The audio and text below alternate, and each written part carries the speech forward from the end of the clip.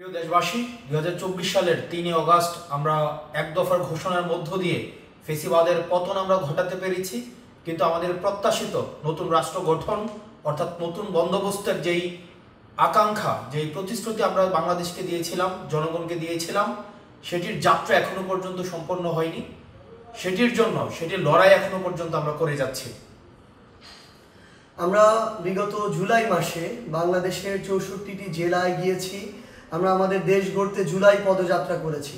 বিচার, সংস্কার এবং নতুন সংবিধান এই লক্ষ্যকে সামনে রেখে নতুন করে রাষ্ট্র পুনর্গঠনের জন্য আমরা জনগণের কাছে গিয়েছি।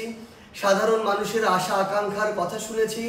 মাঠ পর্যায়ে দাঁড়ে দাঁড়ে গিয়ে মানুষ কি চায়, এই বাংলাদেশকে কিভাবে দেখতে চায়, তাদের সেই কথাগুলো শুনেছি।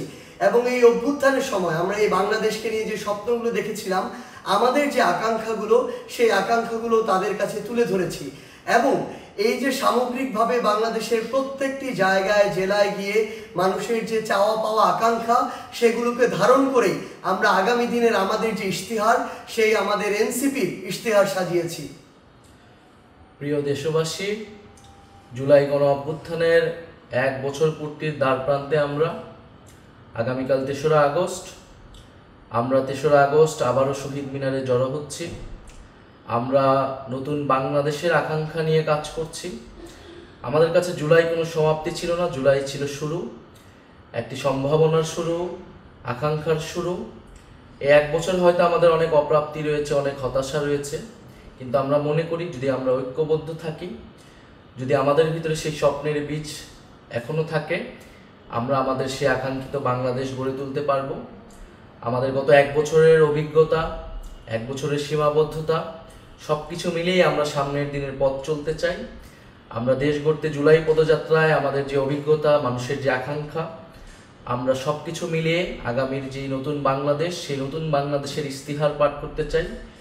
জাতীয় নাগরিক পার্টির পক্ষ থেকে, গণ অভ্যুত্থানের নেতৃবৃন্দের পক্ষ থেকে আমাদের আগামীর বাংলাদেশ, আগামীর রাষ্ট্রকল্পটি আমরা ঘোষণা করতে চাই।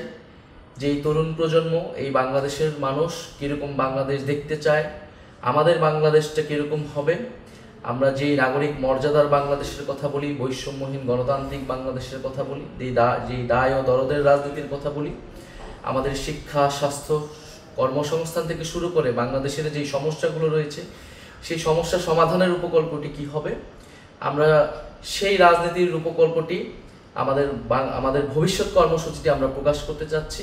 এবং এর মধ্য দিয়ে আমরা আমাদের জুলাই পদযাত্রার পরিসমাপ্তি টানতে যাচ্ছি এবং 3রা আগস্ট 1 দফার যেই নতুন বন্দোবস্ত এবং ফ্যাসিবাদী ব্যবস্থার বিলোপ, সেই দিনটিকে স্মরণ করতে চাচ্ছি।